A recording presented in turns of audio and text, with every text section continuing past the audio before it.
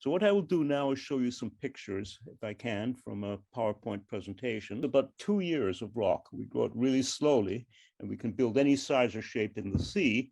And most of these pieces here, for example, from the Maldives, the steel does not rust, it lasts forever. And then the limestone rock grows on it.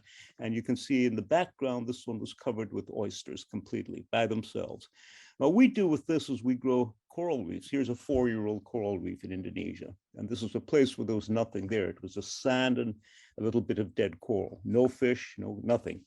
There's another 4-year-old reef in Indonesia. So this is what we do. We basically developed this method to grow back coral reefs, grow back marine biodiversity. And also, when we grow reefs like this in front of beaches that are washing away, we grow the beach back very quickly in months. So the coral reef is the finest protection for beaches in the world because it does not reflect waves. The waves go through it and absorb it. So it's a porous, permeable framework, unlike a concrete wall or a breakwater. This is in the Mediterranean. This is in southern Italy, near Bari, in Puglia. And here what you see are 2 patches of Posidonia oceanica that we grew with the Biorock method. And what you see in these pictures these are fairly small, like about half a square meter or so in size, mesh about a centimeter spacing. And so we put these down on the bottom.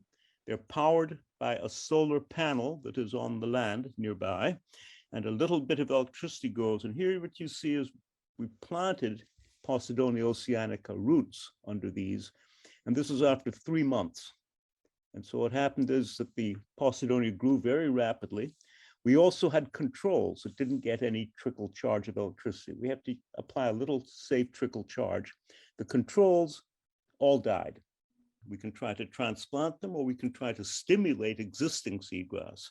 And what we see is the existing seagrass really seems to benefit.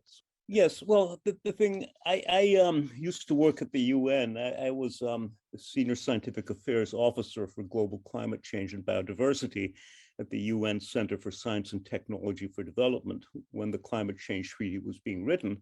And we tried to ensure that that draft included complete accounting of all greenhouse gas sources and sinks, because without that, we couldn't control climate. Governments cut all of that out. So now, instead of having real carbon accounting, we essentially have no carbon accounting except for fossil fuel emissions, and we can't control CO2 that way. So the treaty that we have really cannot meet its own goals because it does not mandate adequate measurement of carbon. Now, one of the forms of carbon that's most important is what we now are beginning to call blue carbon. That's become a popular phrase. But the thing is that blue carbon is the carbon that is contained in seagrasses, salt marshes, and mangroves. And those are coastal ecosystems that have been ignored by both terrestrial biologists and marine biologists. And they've ignored it completely in terms of carbon balance of both the land and the ocean. But in fact, it's the most important because it's the richest source of storage of carbon per unit area. But generating these coastal ecosystems is really central to trying to reverse climate change.